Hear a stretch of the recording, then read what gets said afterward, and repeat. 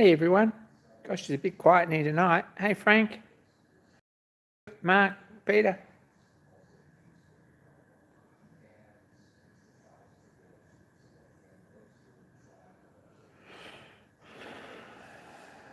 $624 Dudley.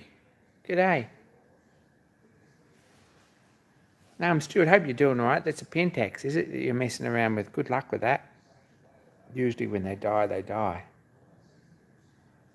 Oh, 25 years ago when it died, it was probably fixable, but yeah, good luck. You're doing good.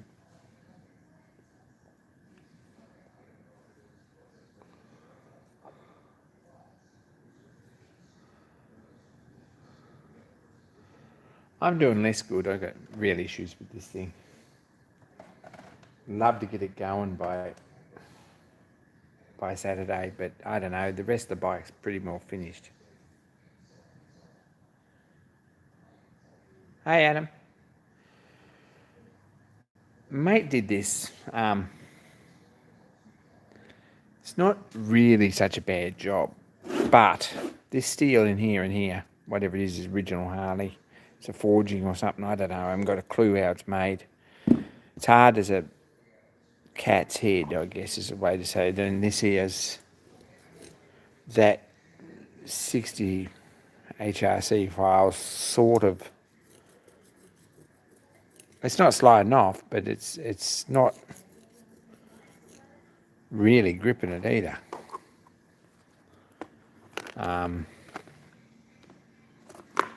This is a 65, and that's not either. So it's at least 65. It's probably harder, and that's crazy. But the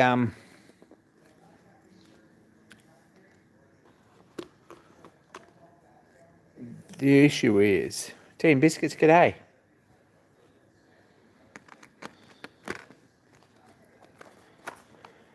The issue is that this isn't sticking to this. And it was the issue was originally when Marcus set this up and machined our worlds out and remade this piece, because we put another 10 mil in this. The world wasn't stuck to this or this, whatever it was, and that was just like a Schedule 60 or Schedule 80 pipe or something on the original, and this is actually, he's put a piece of hollow bar in there, which is a pretty good job. So the issue is that this is cracked all around the inside here, and Peter wasn't feeling particularly bright anyway. He's crook, so wasn't expecting crazy miracles. He's done all the other jobs, and it's cracked around the outside of this one. Here, cracked right around the outside here, and around the inside here. So it's this piece and this piece, which are the original pulley, that just haven't welded well.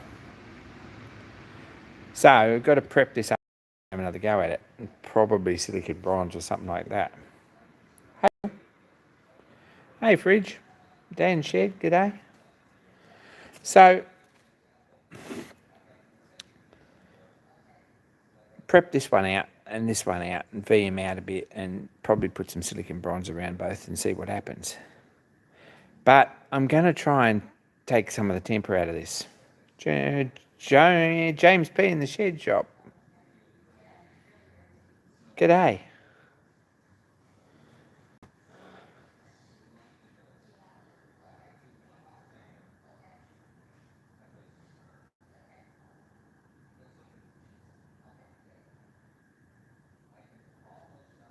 So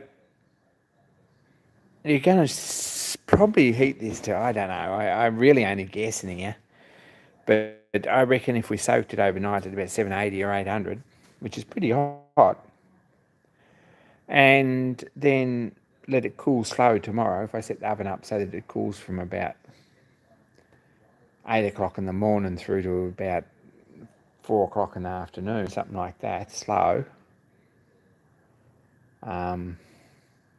there's a half reasonable chance that this will come out under about 60 Rockwell again.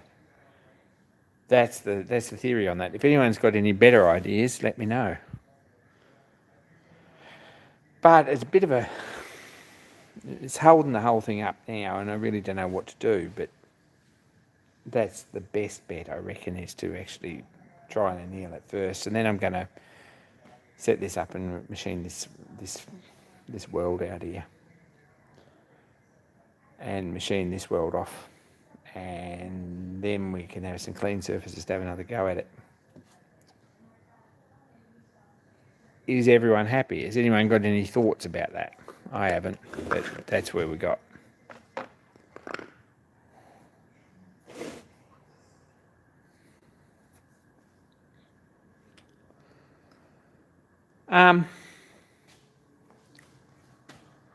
Alright, that's what I'm messing with.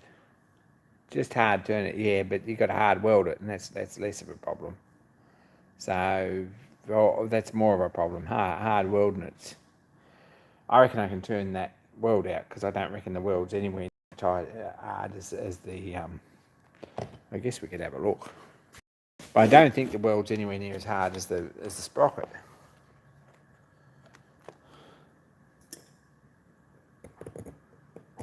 It's not. I reckon that's probably 50 RC, something like that. Oh, that's sliding off it there at 50, so it's a bit harder than that. But he's welded that with stainless. Yeah, it's hard. You're right. It's hard. Hopefully we can clean it up. But I don't know if that's really the way to do it or not, but I think it needs to be. It probably could have gone with the trip through the oven first, I think.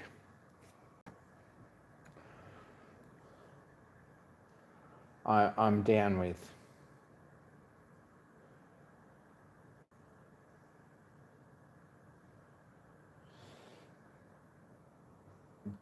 sort of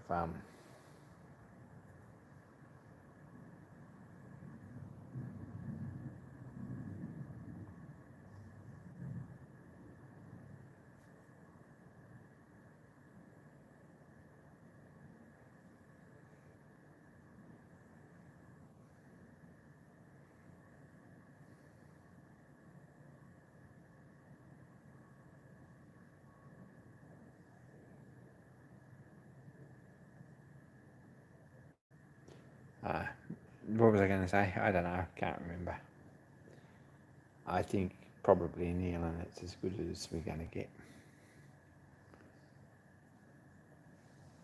Was it preheated before it was welded? Yes, it was preheated and post-heated a bit, not a whole lot. I mean, it's not really hot enough to be blue, and it's been welded with some flash fancy SAS stainless that he got in for the job. It's been heated to about blue, I think. So probably 300, 350, something like that. So, hey.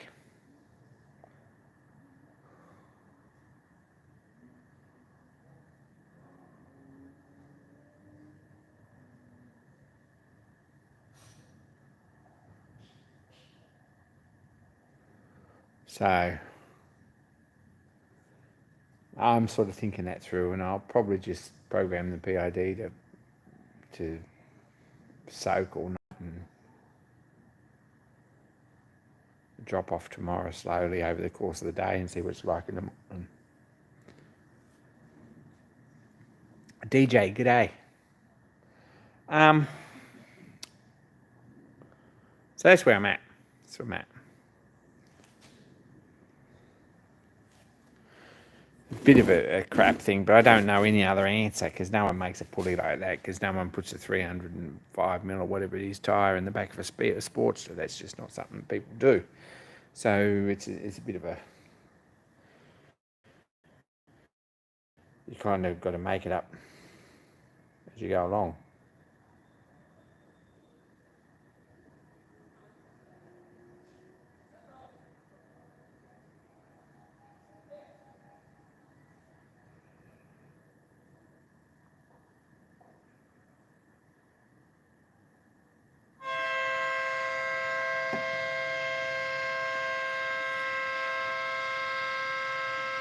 Someone's horns come on.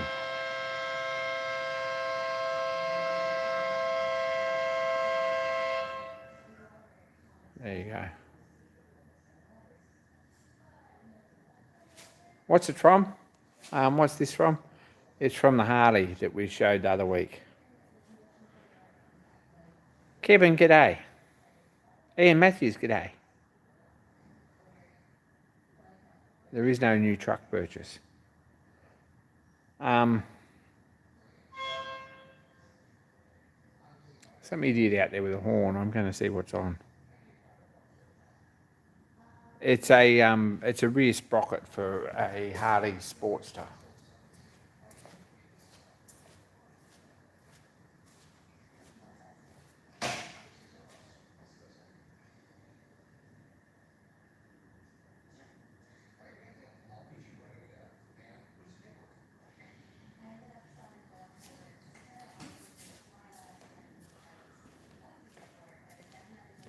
There's someone at the gate. I'm going to go and see who it is. I'll be back in a second. Talk amongst yourselves.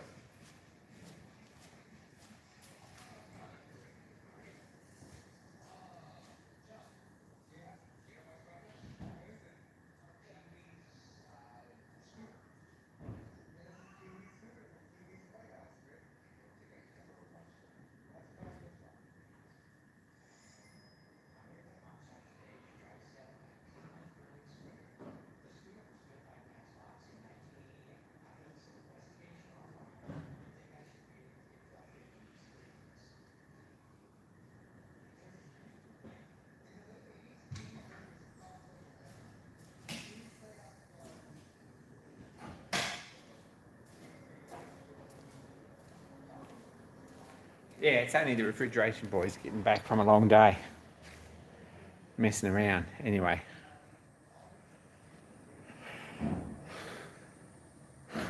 Front sprocket. It's a belt pulley. Yeah, it's front sprocket, I guess. Wonder why it cracked then?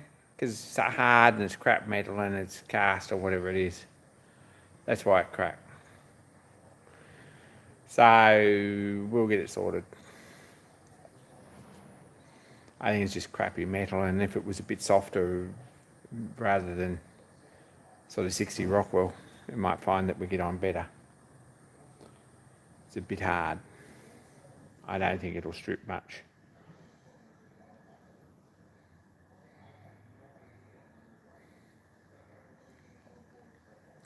Had issues with, yeah, don't know what the go was with the horn. Anyway, had issues with multimeter. This fluke.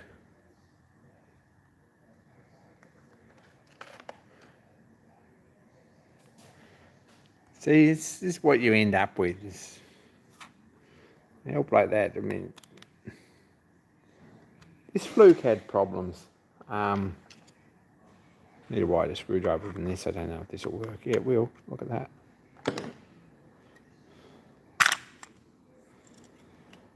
In that, these contacts here rusted out.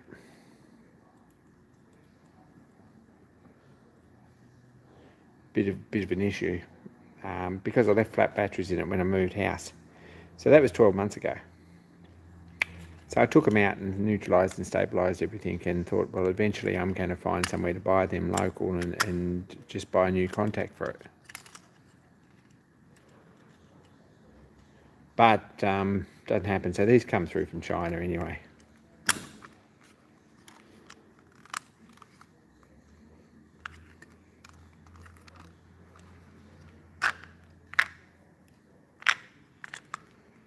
Stupid battery connection on this.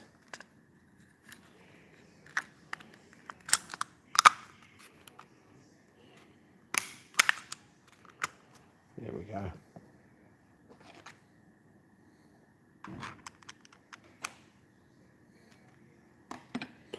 It's got one of those stupid stands on it. But if we turn it on, it actually works again, which is pretty nice.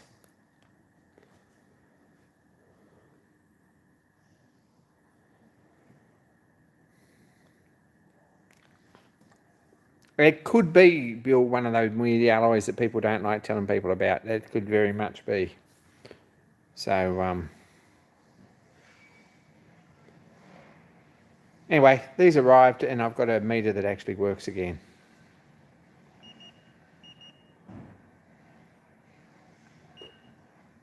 which is awesome. And we'll try not to leave the batteries in it for extended periods of time now.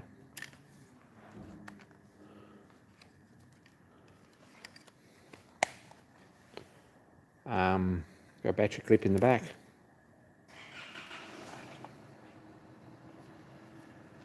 What year is the Harley? It's 2015, 2016, something like that.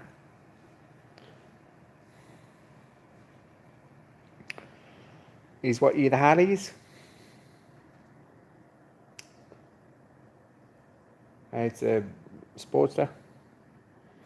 Look, this pulley was brought from America with a bit of length in it. We put another 10 mil in it or something, right? Because it still wasn't quite enough. Probably extended it out that much, something like that, 8 mil.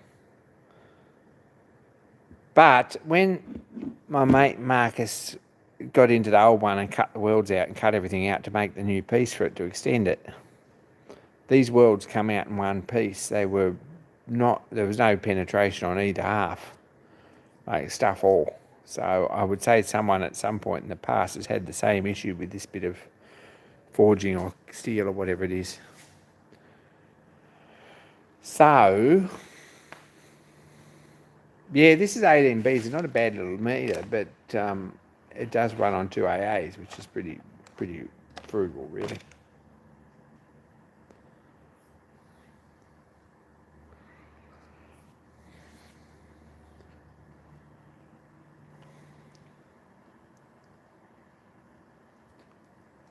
So apart from that, it's Easter. I'm probably going to be here making bits for this bike all Easter, and I hope he's got some $100 for me. $200 or $300 notes would be very excellent, but we'll see how he goes with that. I've got to get this sorted. There's a bracket still got to be made. I've got a bit of aluminium to make that, and just a few little jobs. Yeah, it can probably be brazed. He's probably going to TIG it with silicon bronze, he says, which is probably going to be pretty nice. But we'll see how that goes. That's the next option.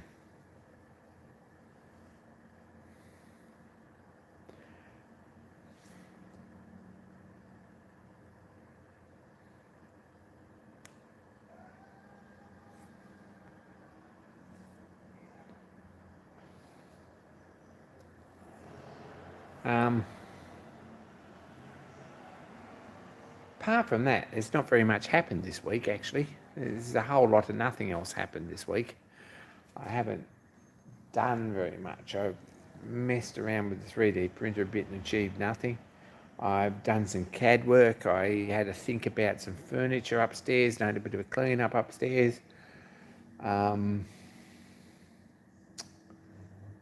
What else? I put the roof on that little locomotive.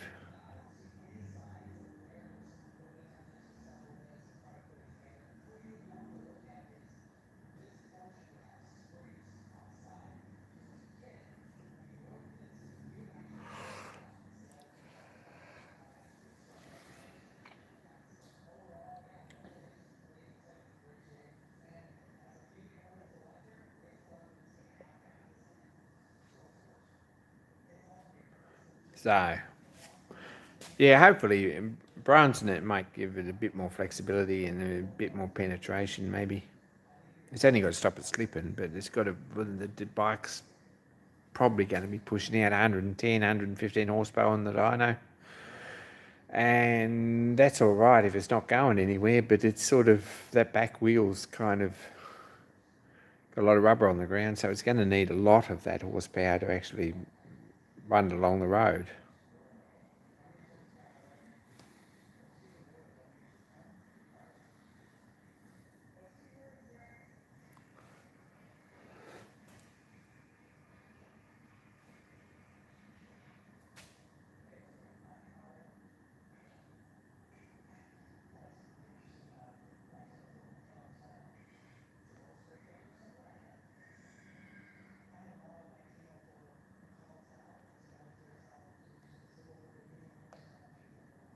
Anyway,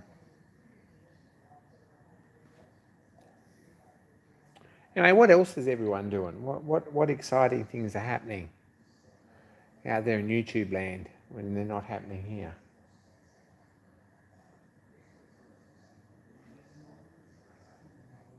I ended up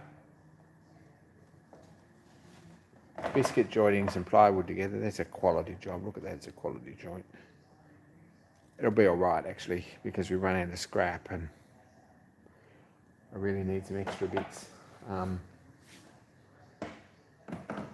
These bits are all too small for shelves, so they'll be all right if you don't look too close.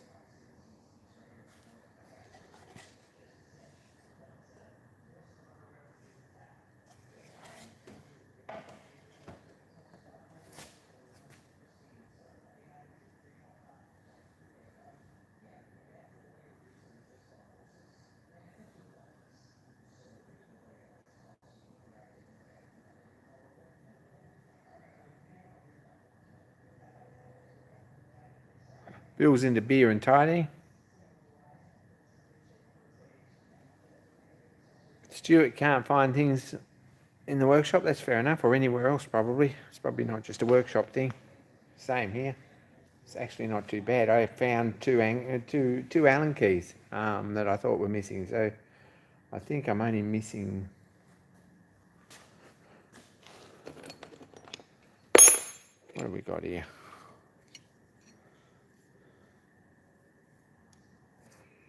That's not it. What's this one?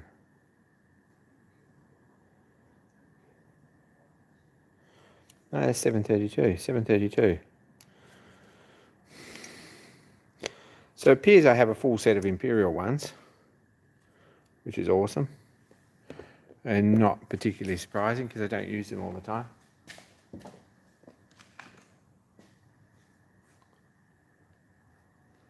And the metric ones appear to be still missing the number 5 and the number 6.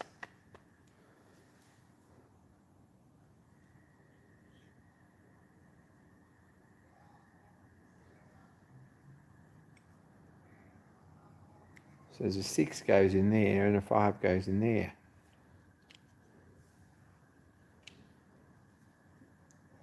And after that we've got them all, so probably just go and buy them. But they must be here somewhere, I don't know. They're good Allen key sets, they're nice and long and they're good and solid. There's one, look at that, check this out. I thought I found an extra one, there we go.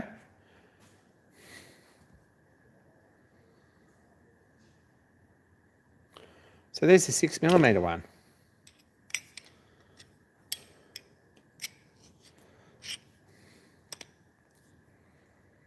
Big thanks to Mr. Keith Fenner for sending these. So there's a 5 somewhere. It must be here somewhere because I reckon I've seen it recently. We're getting there.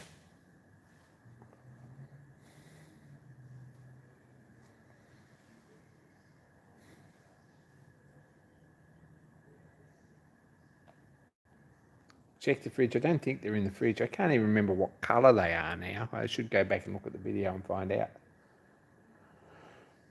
Because that was 2016. They've seen a lot of use. So if there's only one missing, we're doing all right. But it must be here somewhere. Don't have a 7mm, probably. I don't think so. I've got plenty of 5mm ones, various sets.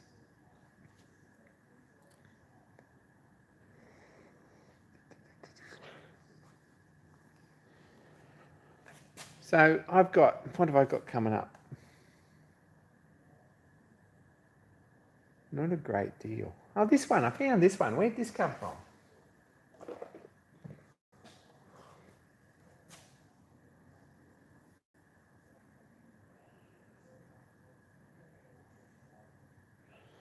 This is a Bonders 3.8. So what's the story there?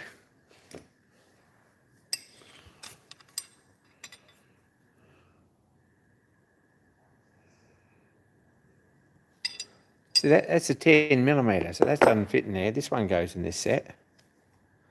Now that's a 10. What's this one?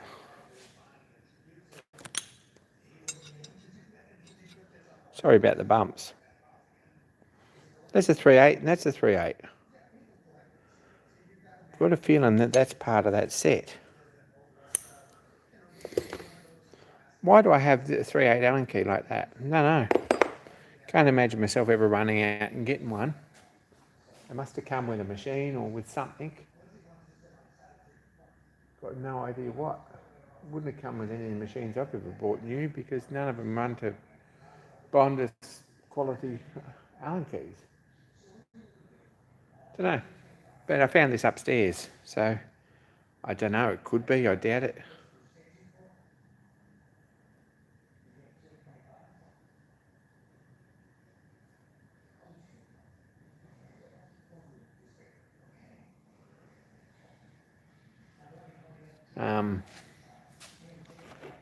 Yeah, that's a bit strange.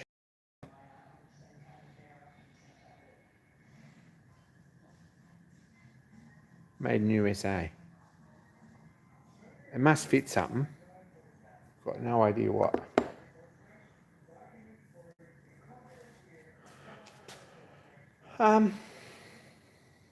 Gee.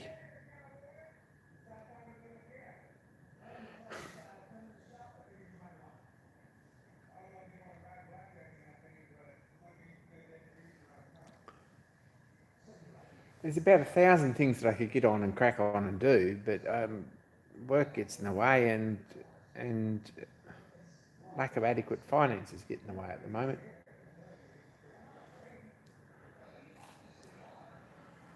But on the upside of that, it might fit something on the mill. I don't know. I don't think it does. Yeah, on the upside of that, there's the whole Tasmanian property saga and all that stuff is sort of coming to a close. So hopefully at some point things sort of get a whole lot better and I'm back where I was.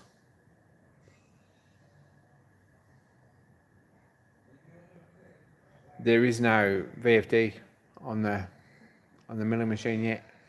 The jury's still open. That's what we're going to do. My mate was talking about screwing the company down about getting a couple of rotary phase converters at a competitive price, so maybe that'd be it. But yeah, money talks, and at the moment I just seem to be like excreting it and not actually getting any back in. And of course, projects tend to go back on the back burner a bit when there's like priorities and responsibilities and things to deal with. Not that wonderful. I'd love to get one of these boilers done, or a couple of these boilers, little boilers done, and bigger boilers, and probably have a go at Princess Marina's boiler. But there's a lot of things to do before then. Love to get the milling machine going. I'd like to have a die plate made up to do some jobs in the kick press.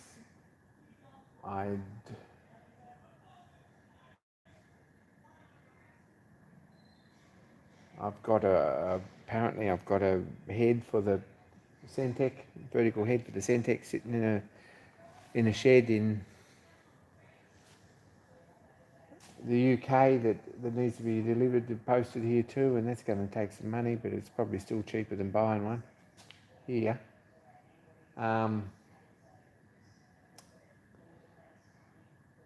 Got half a dozen little things I need for things like the thread cutting attachment and other projects, knobs and detents and things, and I have to get them at some point, but that hasn't happened. Need a new blade for the bandsaw on account of the bandsaw only cutting on one side and cutting curves, which is a problem, which is on account of cutting something particularly hard. I'd probably put a bit of high-speed steel or something in it by mistake. So I'm going to need a new blade. That's not particularly expensive, but it's got to happen. I did buy a bottle of oil for the lathe, which is a good start. Stuff's happening slowly.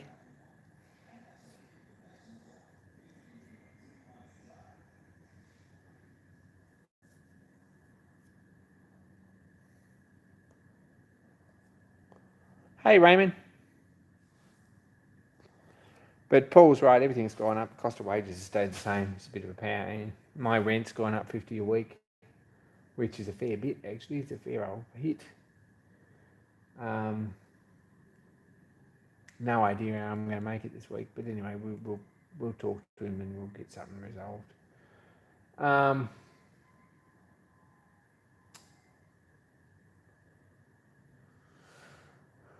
Food's gone up. You go and buy barbecue chicken and a rotisserie chicken and a bag of bread rolls and some salad and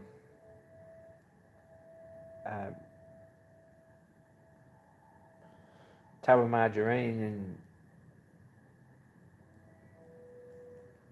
and some eggs to boil or something like that. And there's $1 on everything. So when you've got 6 or 7 items, you've got sort of as much as it used to cost before, nearly. And that gets a bit sort of excessive.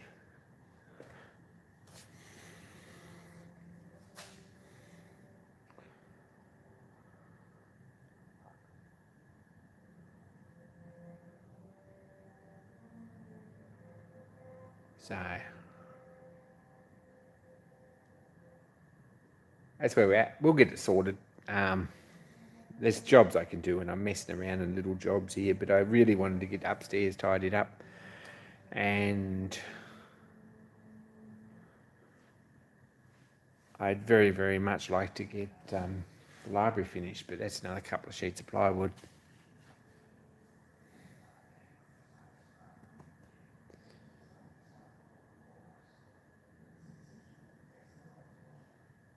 There's baked beans.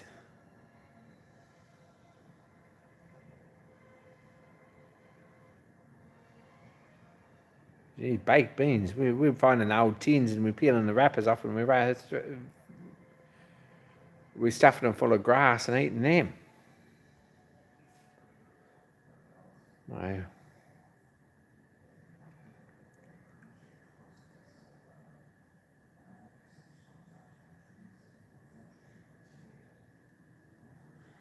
Like the 4 Yorkshiremen.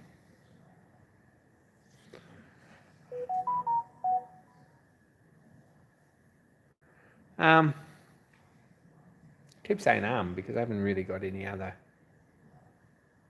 particular things to add. I'm slowly starting to sort these drawers out. That's a work in progress.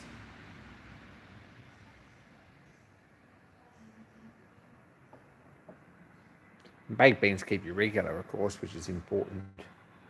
You don't get gas build up when you've got baked beans. It all comes out.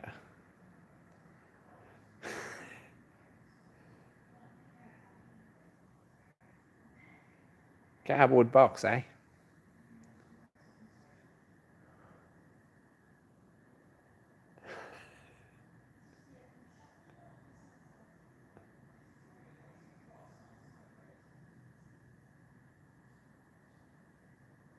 Blow off valve.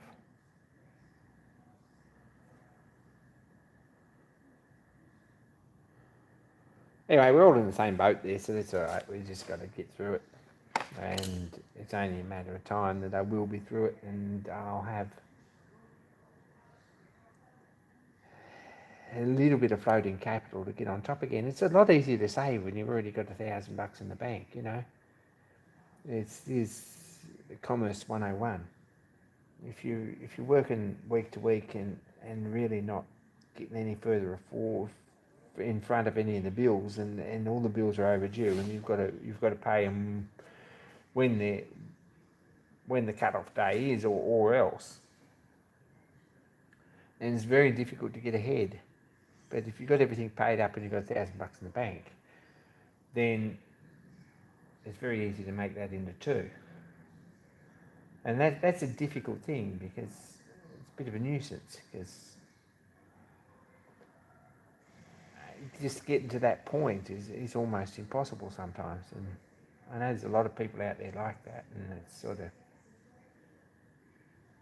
don't know what you do about it. Anyway, enough of that.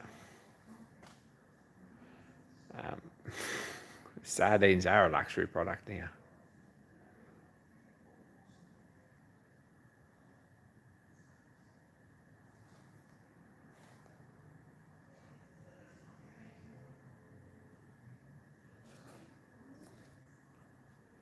I've got timber upstairs, or I've got bits of timber upstairs to make a start on a woodworking toolbox. Something to put some planes and stuff in. Something a bit dressy, probably something a bit nice. And I would really like to sort of get everything cleared off down here to do it. That's the thing, Peter. You need a comparable income. That's where you're at, and that's where everyone's coming unstuck at the moment. I mean, we're still really busy at work, but it's all sort of, we're doing a lot of little jobs rather than a lot of big jobs.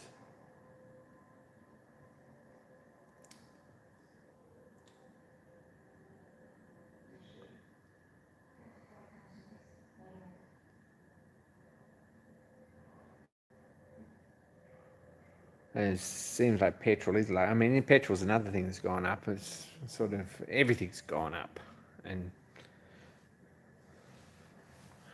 it's all true, and I sympathise entirely. It's don't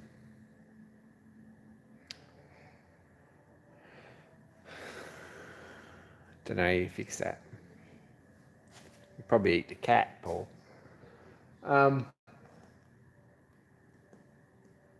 I did go and buy some G clamps. We ought to have a look at them. Have a look at them. I went and bought some G clamps. Needed some G clamps, and my mate Patrick, who spends way too much of his life surfing Facebook Marketplace and sending links to people. These were just local. So last week I got these. Hang on, I'll get them.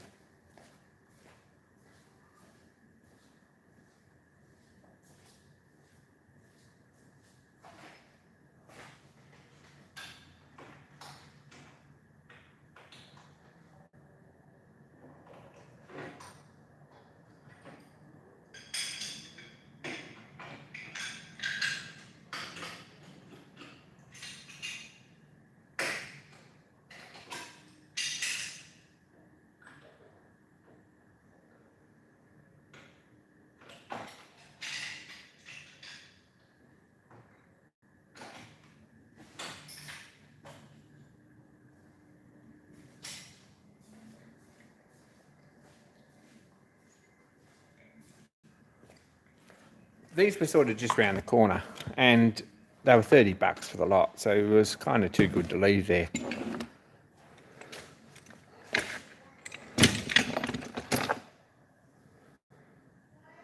But that's not an illusion, James. It probably works. Hope it does. These are Chinese. I don't know whether they're Cobait. They're patented. I think they got China written on them in big writing there. But they're not bad. They're quick release, which is nice. And they're not bent, so they're probably half decent. So there's two of them.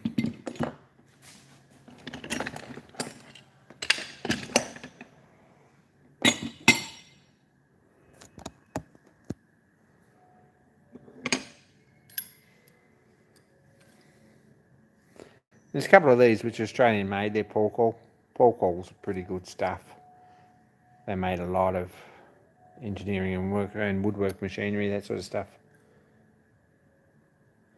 They've had a hard life, and they could do with the file up, but they're not bent or anything that you'd notice. So they're probably 50, 60 years old, so they're probably all right. This one's a Carter. It's also Australian made. I had a lot of good luck with anything that's made by Carter. Carter were in Sydney, I think.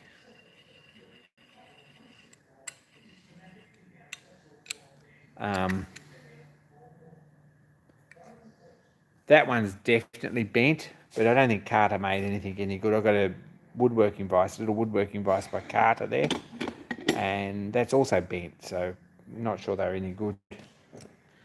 Australian made stuff. The Porkall's probably much better. There's a couple of these which probably come with some sort of a machine. They come with a router table or something, I don't know. But there's a 3-inch one of those. Probably not a bad little clamp. I use a lot of little clamps like this, so it's pretty good. And the 3-inch one of these, which is probably the same sort of story. I don't know what that's off.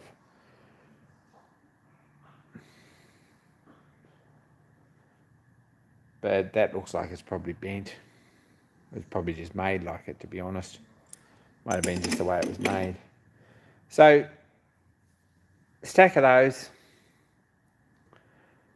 There's probably some reasonable clamps in them and some that are sort of half okay or pretty crap. These are probably all right. This looks like a reasonable clamp, but it's still got a bit of a bend in it. This card is junk, I would imagine. It's probably solid enough to do light work. I reckon these Paul Calls, if I see any more of these, I'll grab them. They're a nice looking clamp. I reckon they're probably pretty good.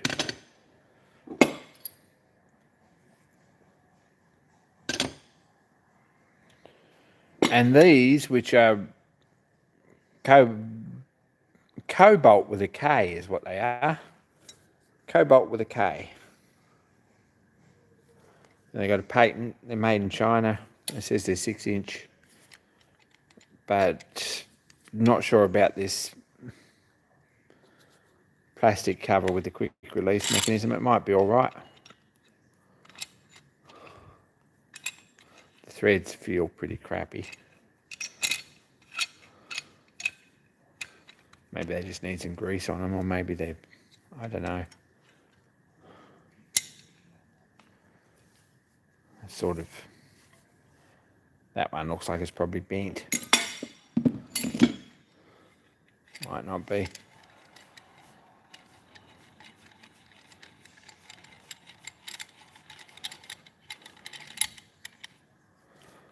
That one's definitely bent. Most G-clamps bend here. So they'll be all right for a bit. They'll do sort of half a job. I reckon they're worth the $30, these two. The rest are probably not much. So that's where we're at. That was another purchase. It's about the only purchase in the last couple of weeks. It was only because they were $30, so, and they were like local. Thought they were worth having.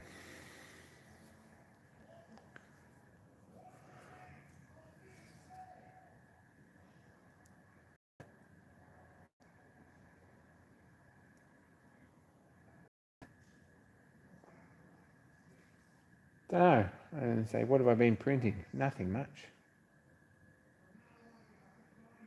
Look, that someone may have seen. I had a reduction pulley that I made a mock-up of, a headstock reduction pulley for a lathe, which was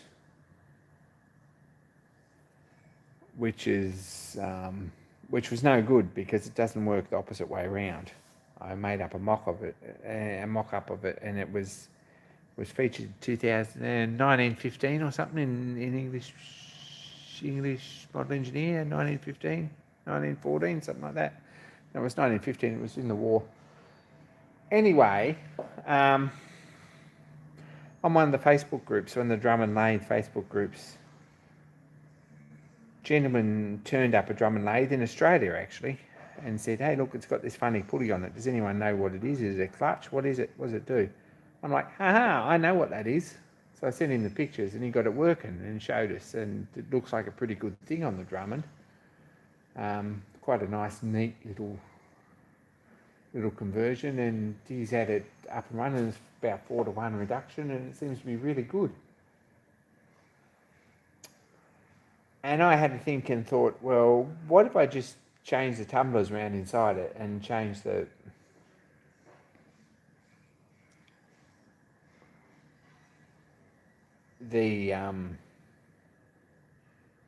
number of teeth on the inner and the outer, so that instead of the gear reduction being completely the wrong way, it's only half the wrong way, and you end up with a pulley that will drive from the outside in, which it wouldn't before because of the mechanical disadvantage.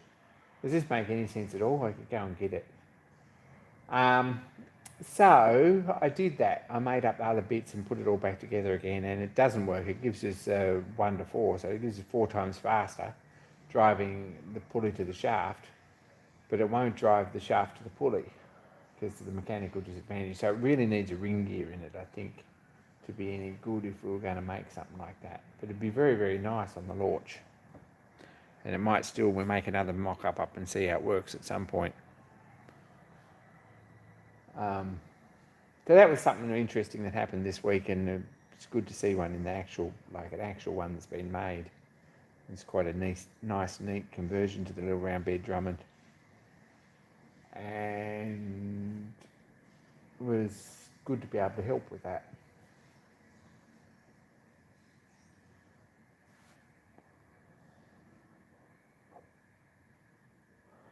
Got to find a belt for the tapping machine. I think we've talked about that before. It's another job that's on the do list.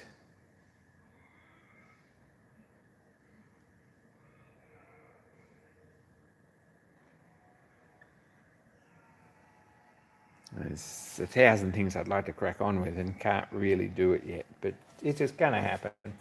We'll get on top of it. But the outcome and the outcome of it all is that we're going to have to do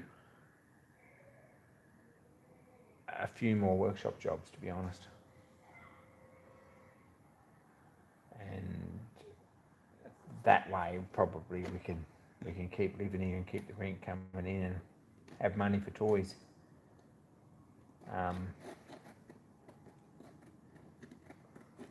And I think that's the same with anyone. You've just got to buckle down and work out some sort of a business model that actually works and start doing some work from home on top of whatever else you do.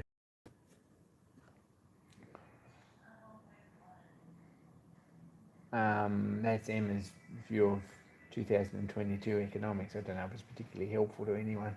It's not even particularly helpful to me, but give you some idea.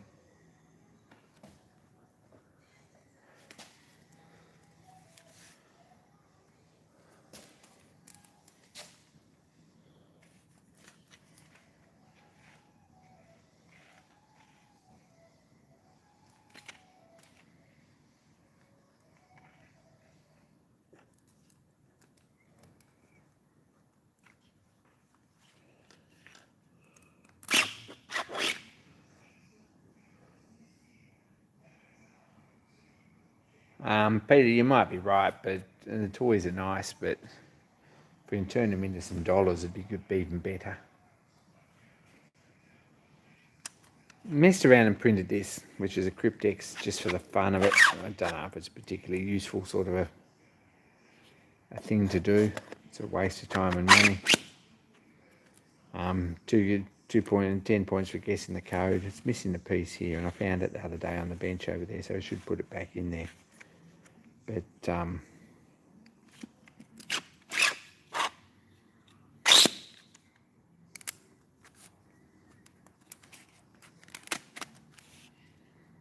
yeah, it's locked in now.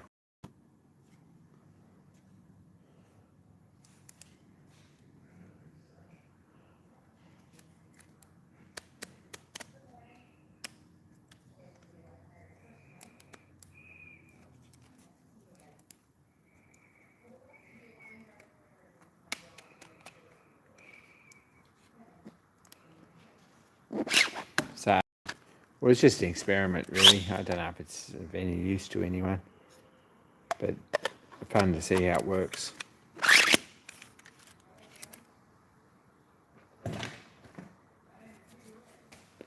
Anyway, no one else is saying anything much either. I have got you on live chat, haven't I? Maybe you're all talking in the background. Okay, it's on live chat.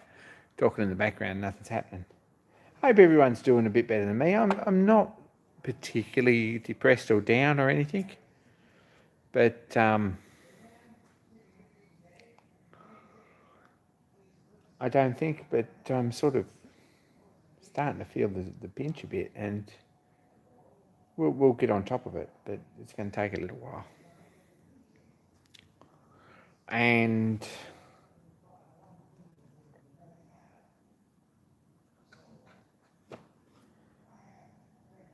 You're all intrigued. There's a bit of that sort of feeling going around. It's an election year here. There's an election coming in Australia. Trouble is with voting for any politicians, it only encourages them, and really we're not about encouraging politicians, so there's no real way around it because voting is compulsory. But don't know, I really don't know. I'm sort of thinking, don't have an answer for that. But I would definitely vote Liberal if they had a decent leader, and they haven't. But neither of them do. None of the major parties do have a decent leader, and there is no such thing as a decent politician. So if we're going to go there from the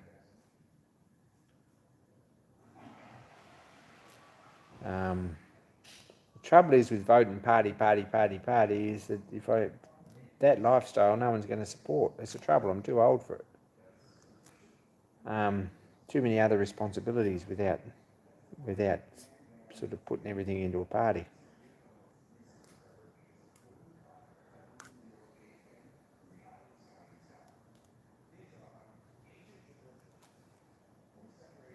But anyway, I guess that'll be over soon enough.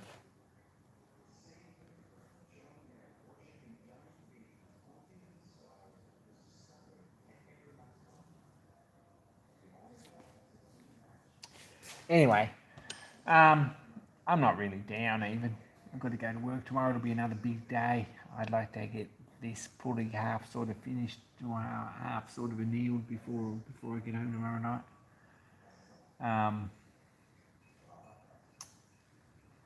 Haven't had dinner yet. I think Dan might have made up some soup in there, so it might be really good. It usually is. He said, "Hey, there's some soup in a bowl for you there." So I'm probably going to go and have that shortly. And then sit upstairs with this PID and see if we can program it up to do what it's supposed to do. Yeah, don't watch the news. I don't watch the news. I kind of feel a bit irresponsible saying that, which is a terrible thing. It's sort of easy to feel a bit like, hey, look, geez, I'm 45, so watching the news and having some sort of an interest in current events and things like that is probably something that I should be doing, but watching the news doesn't help anything because there's nothing on the news that you can change. And as far as elections and things like that, even making your vote count, it's still not going to change anything because there's over a certain level of local politicians, and even they're not bad enough. But over that level, when career politicians move to federal or state sort of a level, they're all corrupt anyway. So too much corruption, and not even that. Too much. It's about me. That's where the problem is, and sugarcoat that a bit. ScoMo sugarcoats it with his religion, and honestly, that's a good reason. It's probably the best reason not to vote for him if you're voting for the man rather than for the party. It doesn't wash with me at all. There's no place for religion in politics, even a little bit.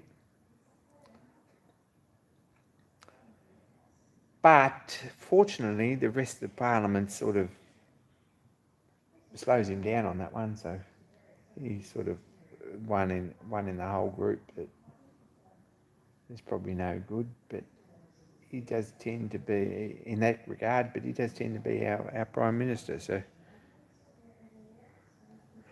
they're all the same, that's right. So you can't change it. So looking at the news, watching the news and take an active interest in this doesn't do anything for anyone except your blood pressure and your spare time.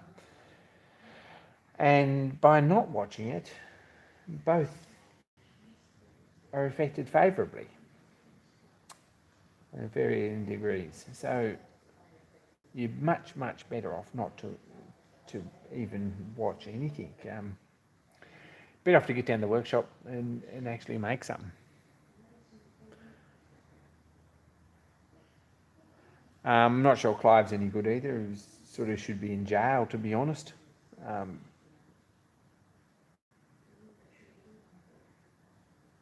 If there were any justice at all, he probably would be in jail. But if you're rich enough, you can buy yourself out. Or if you've been rich enough in the past, you can buy yourself out. So, don't think Clive's any good. I don't think any of the others are any good. And there's no minor party, and that's the problem with world politics in just about every country, is that there's no minor parties, and there's no hope in the slightest of any of the minor parties. If there is one pops up, there is no hope that they're going to get in. So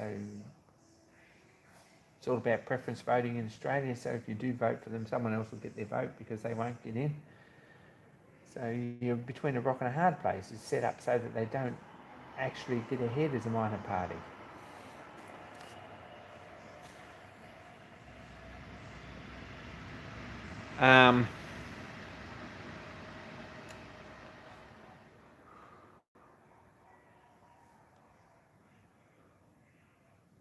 But you're right, not finding anyone worth voting for is not a good enough reason for not voting. And Bill, that's exactly right. You've still got to make an effort. That's fairly important. But you've got to sort of, I don't know. But yeah, I think everyone, James, feels pretty much the same on politicians. They're no good.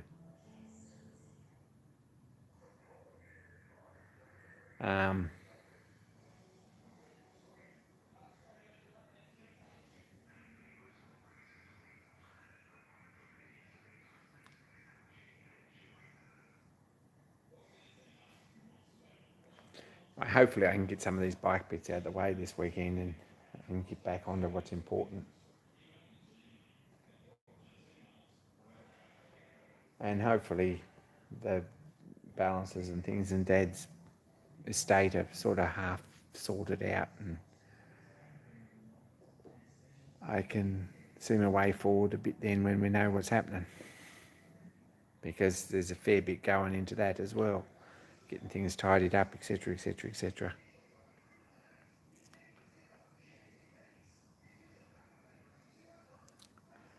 I'm probably luckier than most, but still got a month probably to hang in, and I'm struggling a bit with that.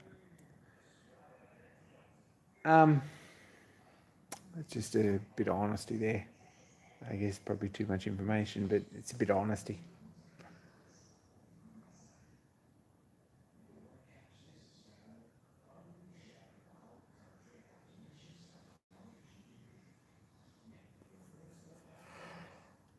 Oh, a bit sleepy. Yesterday I went up to Brisbane, went and saw my mate John, which is awesome. He's got to move though, and he's feeling the pinch a bit. He's got to move probably by November, and doesn't know where, because he's got 3 kids and his wife at home, and he's got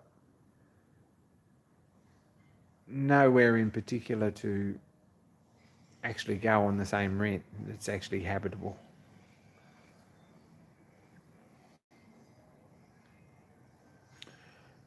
James can't wait to see that.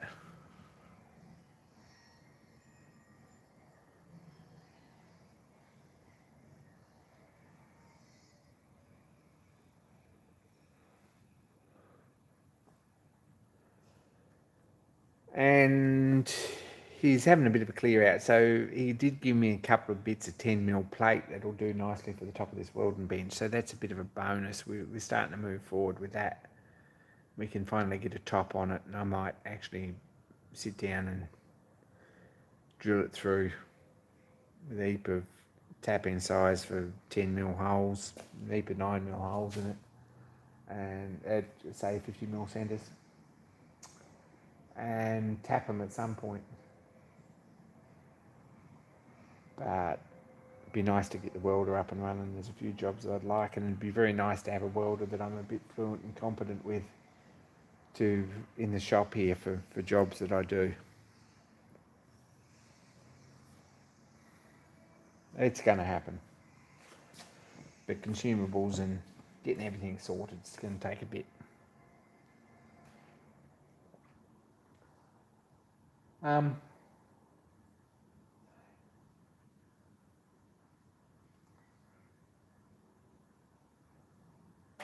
know what else.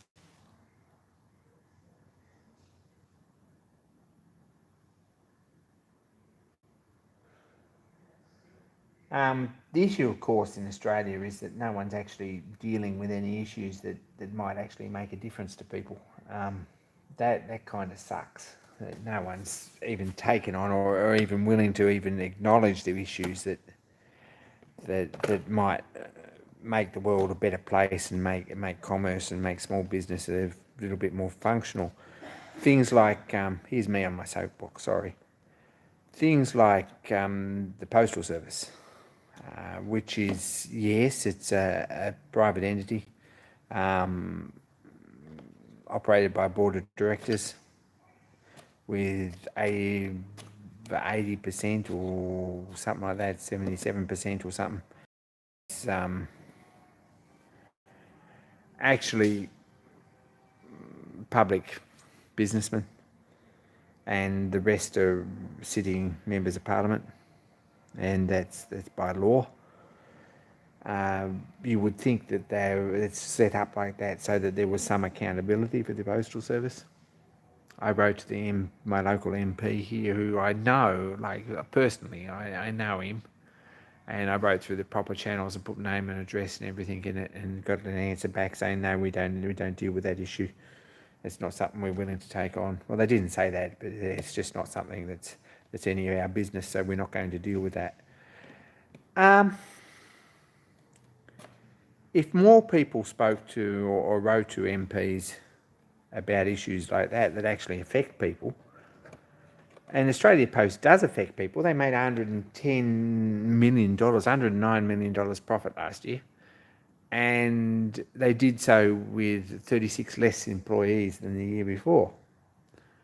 So they've absolutely after 2 years of going through a COVID epidemic, there's absolutely no disaster preparedness and absolutely no concern for anything that might come in the future, or any comprehension that things might get worse in the future. So as such, they're not really motivated by any sort of higher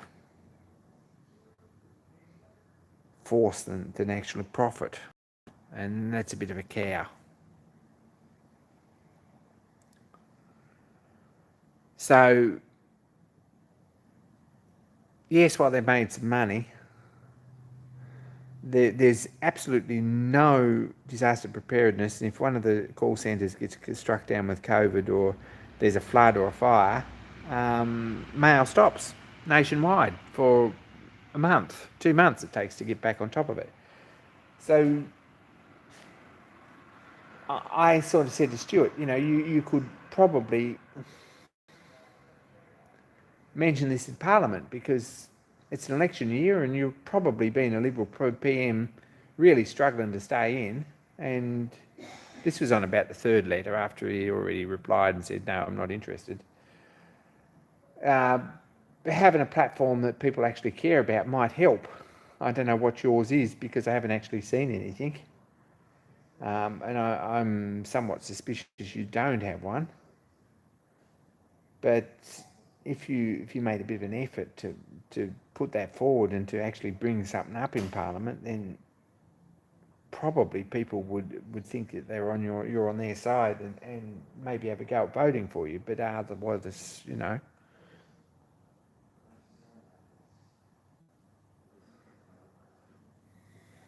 So Russ Knox, g'day.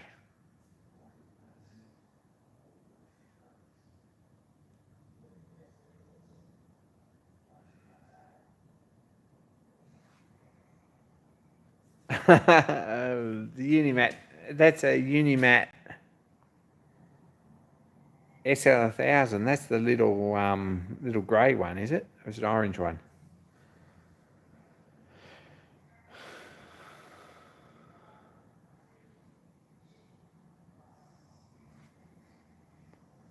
God will probably fix it, but God probably won't fix it either. And to be honest, if he does step up and fix it, it's very unlikely that he's going to put his name on it so he gets the credit. So that makes me wonder very much about his actual existence, to be honest. If we're going to go there and get all soapboxy about politics, we might as well do it about religion too. And I'm on that sort of level where not sure. He's had plenty of opportunity to make some sort of a claim of competency and sorry about that. I was hotspotting off my mobile phone and that's just gone flat. So we're back on the other.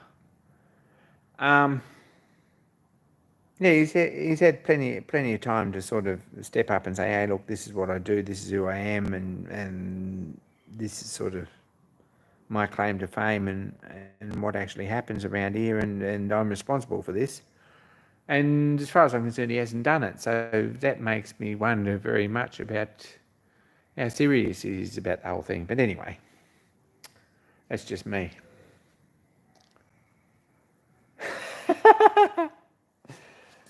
So I'm on the soapbox tonight. It's sort of...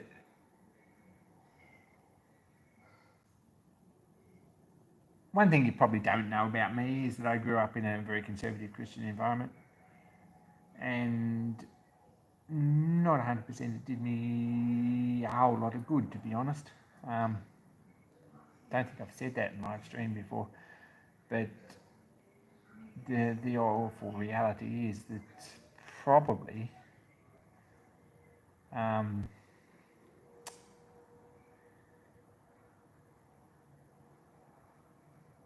inquiry and exploration of things around us and what actually goes on and predicted and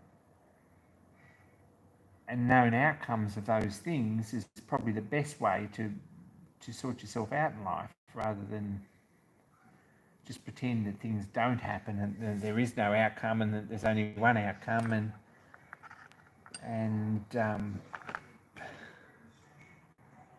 push all those things to the outside. And that's a pretty stupid sort of a way to think you're going to get ahead in life.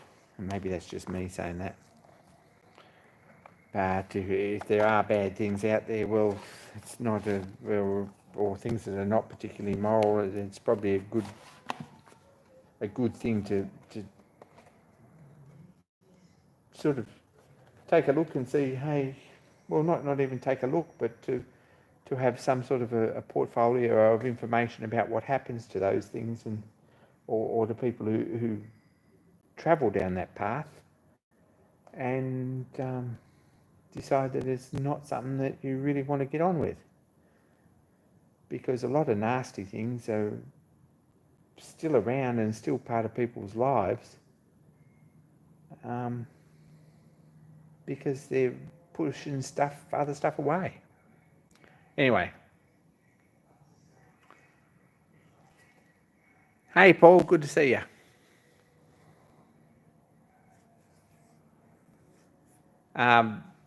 There are no lessons learnt in the floods, and there are no lessons learnt in the fires the year before, and there was no lessons learnt in the floods last year, and it's getting worse. We're having once in 100-year floods every 10 years, and we're having once in 1,000-year floods every 100 years, or probably more frequently. And it's a problem everywhere. It's not just Australia, it's every country in the world's got the same issues. So just pretending that things aren't actually going to happen or are miraculously going to be fixed by 2036 or something when we've promised it will be, it's pretty stupid.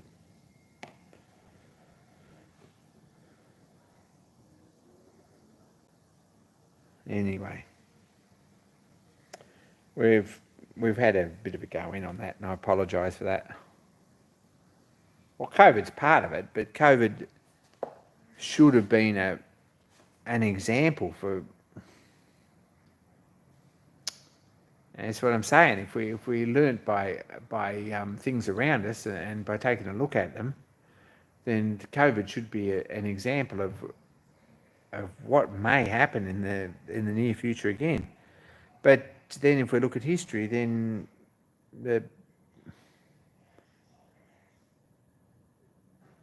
any other epidemic in the last 150 years or the last 1,000 years or whatever probably should have been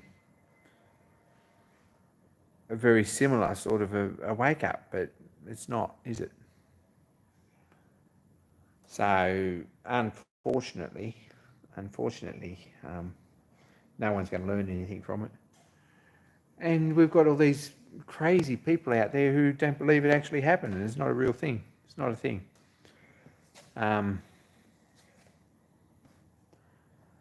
It's sort of made up along with all the other conspiracy theories and the Earth being round and the atmosphere and rockets actually being launched into space, and we all know that's not true, and etc., etc., etc. They're all things that have been made up.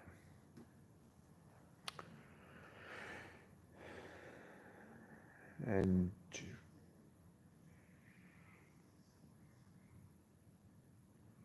I mean, stay woke, guys. Stay woke. That's what we're going to say.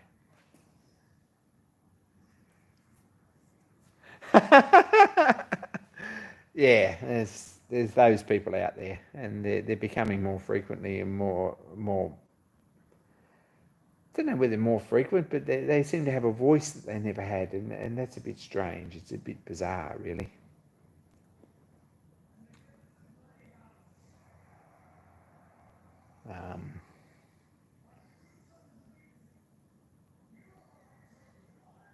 While religion does hold down heretics, science doesn't seem to do a particularly good job of holding down religious fruitcakes. Anyway, electricity should be free. Petrol should be a whole lot cheaper. Where do you stop, though? Do you say tobacco should be free? I don't know. I really don't know, and I don't think anyone does.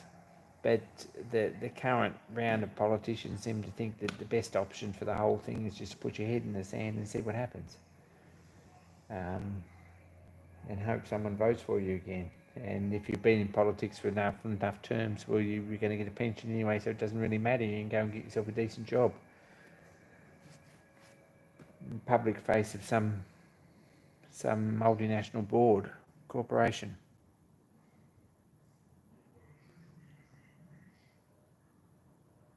I mean, solar's not going to happen.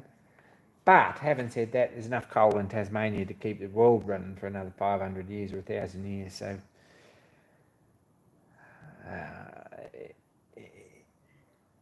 a more profitable, I think, way of looking at economical and environmentally proper electricity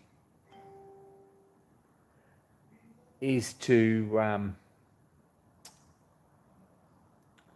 actually find a way to burn coal that's not going to stuff up the electrics or stuff up the atmosphere. And what I can see, nuclear might be that way, but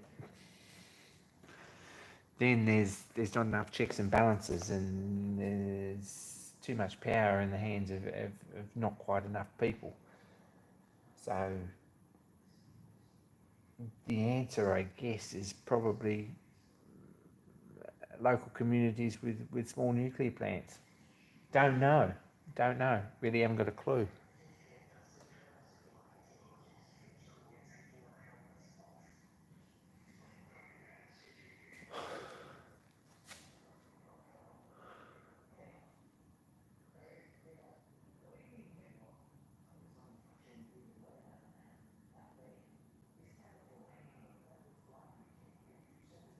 No, there's no flat Earth apparently, Adam says. Sorry, there's no flat Earth party. Probably opportunity there if you wanted to start one. I'm just saying is that it might get hold. Probably get hold better than Pauline or Clive or Talk Like a Pirate Party or anything like that. That may or may not be a good thing.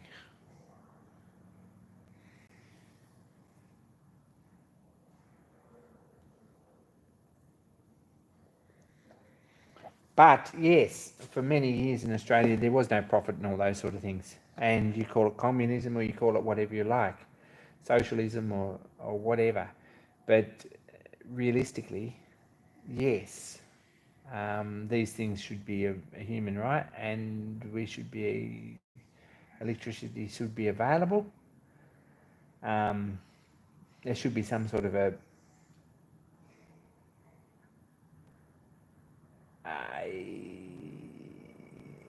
quantifying system for users, and that's not really the right word, but people should be able to, there should be some system to say, hey, look, what are you doing with your, there should be a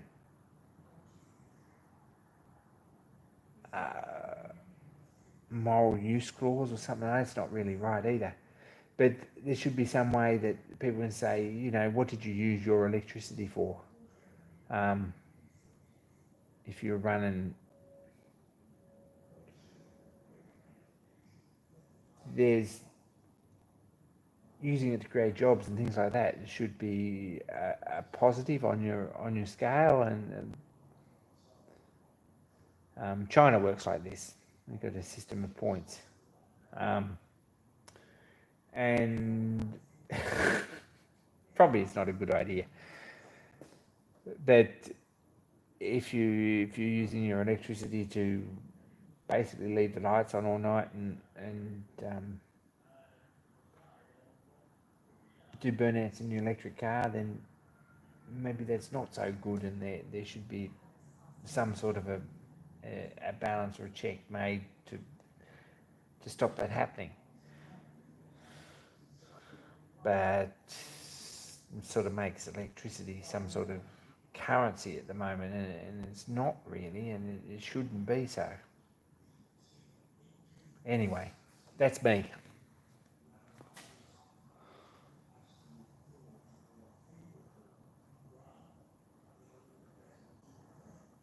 We had the geography to support hydro 30 years ago. But in the private sector, we don't, because people think that you need to make exorbitant profits as corporations to deal with this stuff. Anyway, we're an hour and 20 minutes, and I've sort of exhausted this subject to the best of my ability. Sorry, guys, for tonight. Hasn't been much to say. I've sort of had a mixed day, and I'm going to go and program this oven up and try and get some actual results out of this bully. And might see you next week with at least a clean bench, if nothing else. So thanks, guys, for putting up with me. Really appreciate you hanging in. Bit moody and crappy, but it's all good. It'll never happen.